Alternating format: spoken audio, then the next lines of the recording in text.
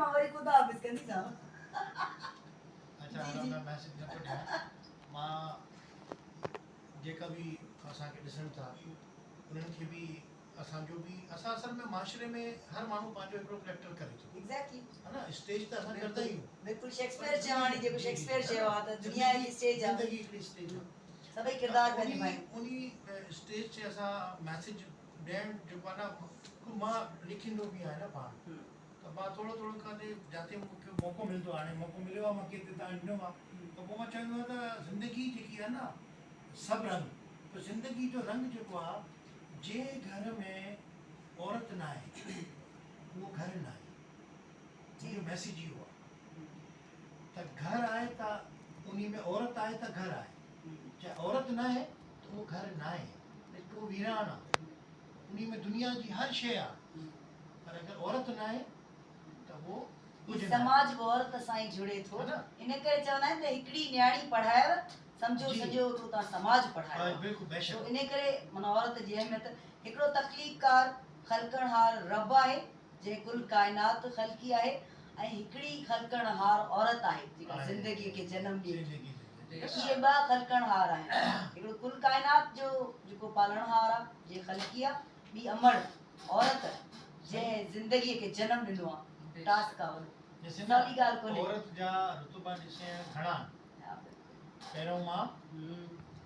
पोइ तव्हांजी भेण सर पहिरें इंसान आहे इंसान त सभु खां पहिरियों थी न मां छो जो माण्हू अॼुकल्ह कोन था सम्झनि इन करे मुंहिंजो फोकस कयो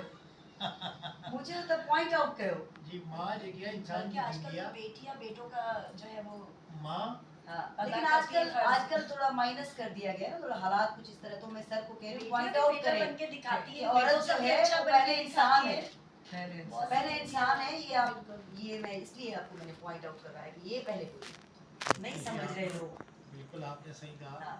इंसान के बारे में अब मैं फिर एक बात कहता हूँ मैसेज दे दीजिएगा दो तरह के दुनिया में सब दो तरह के इंसान हैं पहले इस पे आ जाते हैं एक इंसान वो है कि जो सिर्फ अपने लिए खाता है अपने लिए सोचता है अपने लिए सारी चीज़ें करता है एक इंसान वो है जो पूरी इंसानियत के लिए सोचता है हर इंसान के लिए सोचता है दूसरे इंसान के लिए वो असल इंसान है आदमी में और इंसान में फ़र्क ये है आदमी अपने लिए खाता है अपने लिए पहनता है अपने लिए सब चीज़ें सोचता है इंसान जो होता है वो इंसानियत के लिए सोचता है अभी हुमा जी ने एक बात जो की कि मैं व्हील चेयर पे लेकर आई और मेरे शो के हवाले से मैंने उनको फ्रंट पे बिठाया तो ये इनकी इंसानियत है ये इंसानों के लिए सोच रही हैं ये इंसानियत के जो लोग हैं जो बेसिकल जो अपने रब के साथ जिनका राब्ता होता है ना वो बनावटी नहीं होते अच्छा वो किसी को दिखा के कोई चीज़ नहीं करते वही आपके असल जो है ना वो असल वो है बिल्कुल ये जो कितनी दुआएं लगती है जब वो दुआएं जो मिलती है ना वही सब कुछ होता है आजकल जो वेलफेयर लोगों ने बनाई हुई है बहुत सारे आप देख रहे हैं ट्रस्ट बनाए लिए लोगों ने बनाए मैं उन लोगों से कहता हूँ यार कुछ खुदा को भी जान देनी है खुदा का भी खौफ करें किसी को कोई चीज़ दे रहे तो आप सेल्फियाँ बनवा रहे हैं तस्वीरें बनवा रहे हैं फेसबुक पे डाल रहे हैं कब तक करेंगे ऐं उन्हनि खे कुझु कोन्हे मिलंदो जंहिंजी सेल्फियूं आहिनि उन्हनि खे कुझु कोन मिलंदो आहे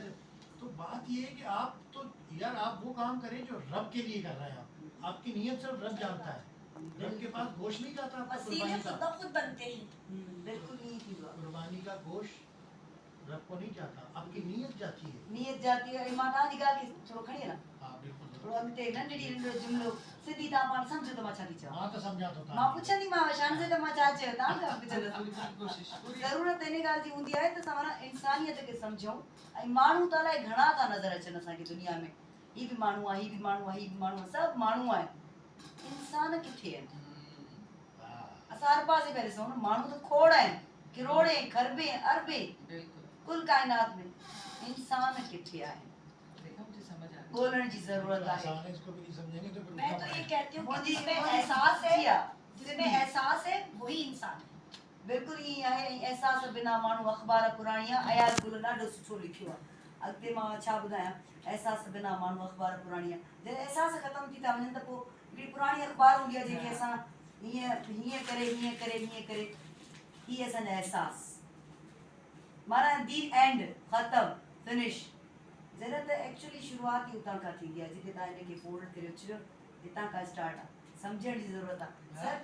सम्झण जी ज़रूरत आहे बिल्कुल हाँ